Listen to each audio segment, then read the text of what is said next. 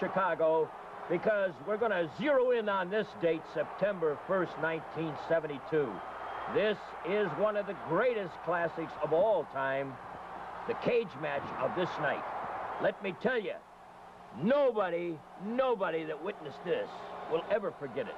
And for those of you who did not witness it, we're going to play it again, Sam, because I want to tell you, this really gets ugly.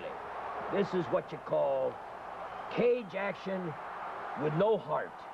No heart, no soul. These four guys, no love lost between the two teams. Dick the Bruiser and the Crusher at the height of their career. One of the toughest in the history of the sport. They were never tougher than this night in '72.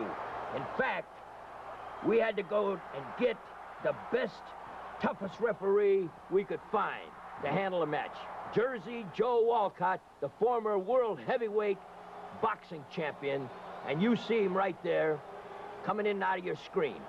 That's right, Jersey Joe Walcott. And the night before this match, we had Jersey Joe in the same studio with these four guys, trying to lay down certain rules, you know, for the betterment of, you know, of being kind to one another, to the sense of we just want out slaughter, you know. But they didn't even hardly want to talk to each other in the sense of discussing rules. When they left the meeting, they almost got in a big brawl right there. And the bottom line was no rules. That's right, no rules, no time limit, no disqualification, no mercy. Those were the rules that they decided on. And brother, this is the way it unfolded. Here, as you watch, keep in mind that this battle went on for about 35 minutes. So we're not showing the 35 minutes. We're showing the highlights of the match. And in these highlights, you're going to see certain things that you will never see in a cage match in your life. Number one, you're going to see Jersey Joe Walcott, the referee, actually go out of control, in the sense that he couldn't handle the idea of being in that ring and all that violence unfolding around him without really venting his emotions. So he lets Heenan have it towards the end of the match. Plus, at the end of the match, you'll see Heenan vomit in the corner, vomit blood in the corner, and try to shield his face, because he didn't want the cameraman to take this film of him vomiting. But he was, hey, you get thudded against that wire for 35, 38 minutes. Hey, brother, your stomach's upside down, and your system ain't in control anymore. And let me tell you, he was loose as a goose in the sense he couldn't control anything, brother. So he just, that was it. There's pretty boy Bobby Heenan taking that punishment there. And now we got, whoa, Dick the Bruiser is coming in off that rope. This is rough and tough action. The roughest, the toughest that you'll ever see. Here comes Dick the Bruiser. He's pounding on Blackjack Mulligan. Let me tell you, Blackjack Mulligan, how tough is Mulligan? Hey, a guy came in the ring in Boston and cut him up one side and down the other. He took 200 stitches right after he got in a wrestling game. He almost bled to death because nobody wanted to go into the ring and take the knife off the guy that cut him. Finally, a Boston policeman jumped in, and they subdued, with the help of one of his partners, the knife wielder, and our friend Blackjack Mulligan was saved from death. And what do you think? Hey, he was back in action. Scars running up and down his body. He was back in action 2 months later.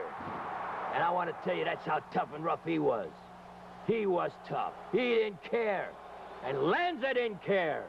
And Bruiser didn't care. Hey, we got four guys that just didn't care. And you think that they ever asked for time? Did you think they ever said, stop it? You think they ever turned to Walcott and said, hey, stop it? I want to tell you, we were right there at ringside. Nobody said nothing. They just kept pounding each other until finally, when it was all over, the Lanza and Mulligan really couldn't continue. But more than that, Heenan was really out of it. And so the match was over. And Dick the Bruiser and the Crusher had won. But I tell you something, it wasn't a clear-cut victory because Bruiser and Crusher had a lot of damage to themselves. Both of them were bleeding. Look, there, you just saw that. Walcott just gave him a shot, and Heenan's down. See, Walcott was out of control this night. It was incredible. I couldn't believe my eyes. Here we are at Soldier Field, site of the Bears, where they play them great wild and woolly football games. Some great NFL stars pounding on each other. I'll tell you something, Soldier Field never had 4 guys pounding like this in any football game you'll ever see. And there they are trying to escape now. You think they're trying to escape for some unusual reason? No, they're just trying to escape the punishment. That's all. They just want to get out of there. They want to get away from the punishment. Hey, the blows are raining on them. I'll tell you something. Look at the grabbing Heenan, pulling him around. There, you see Mulligan bleeding. Now, Walcott's already, he counted him down, and that's it. Walcott says, look at, that's it. That's the pin. That's the match. But look at Lanza. Lanza says, wait a minute. There is no time limit, but there is in this sense.